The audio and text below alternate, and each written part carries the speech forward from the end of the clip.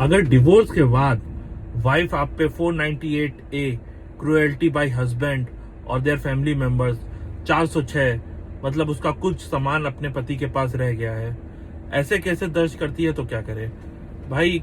498 तो क्रुएल्टी है, 406 मतलब उसका कुछ सामान पति के पास रह गया है। भाई पत्नी इतना दिन तक पति के पास रहेगी तो ऑब्वियस है कुछ सामान तो रह जाएगा। ऐसे केस पंजीकृत कराए पत्नी तो क्या करें। देखिए हाईकोर्ट के पास इस पे क्वॉश करने की पूरी पावर है। पहले ये 482 सीआरपीसी में आता था, but after the new laws ये बीएनएसएस में सेक्शन 528 में आता है। और अभी रिसेंटली नवंबर में एक जजमेंट है जिसमें हाईकोर्ट ने ये साफ कहा है कि ऐसी चीजें ऐसे केसेस जो पत्नी द्वारा 498A हुआ, 406 एक्सेट्रा किए गए हैं, वो क्वॉश कर दिए जाएं। और फिर आगे चल के जब इसको सुप्रीम कोर्ट में ले जाया गया और अपील हुई इस चीज पे, तो सुप्रीम कोर्ट ने भी ये कहा, तो हाई कोर्ट को बैक करते हुए कहा कि बिल्कुल जो जजमेंट हाई कोर्ट ने पास किया है वो बिल्कुल सही है। और ये एक लीगल अब्यूज बताया सुप्रीम कोर्ट ने, इतनी बड़ी बात कही। मैं सरल भाषा में बता रहा हूँ कि आम जनता भी इसको समझ पाए। अगर मेरी राय मानी है तो काउंटर केसेस ऐसे केस में बहुत माने हैं।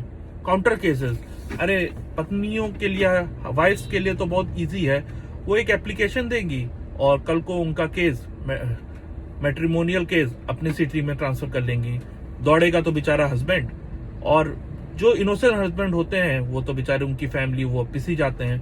तो ऐसे केसेस में काउंटर केसेस करना बहुत जरूरी है। छोटे छोटे केसेस लगाइए, 323 का हुआ और 504 हुआ, 506 हुआ, 379, ऐसे केसेस लगाने चाहिए।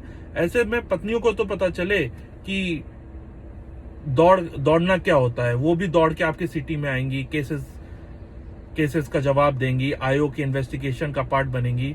तब उनको भी समझ में आएगा कितना पेन लेना पड़ता है, तब टेबल पे आएंगी वो लोग भी, और एक सोल्यूशन बन सकता है। तो डरने का नहीं, इसमें अपने राइट्स जानने का चीज है। अपने अनमैरिड सिस्टर, मदर, इन सब के बेसिस पे भी केस दाखिल कराया जा सकता है। एक ये सोल्यूशन है इसका, और तब वो जाके टेबल पे आएंगी और एक पॉइंट पे सोल्यूशन निकल सकता है। और अपने राइट्स मेन इसमें जानिए और डरिए नहीं। Thank you.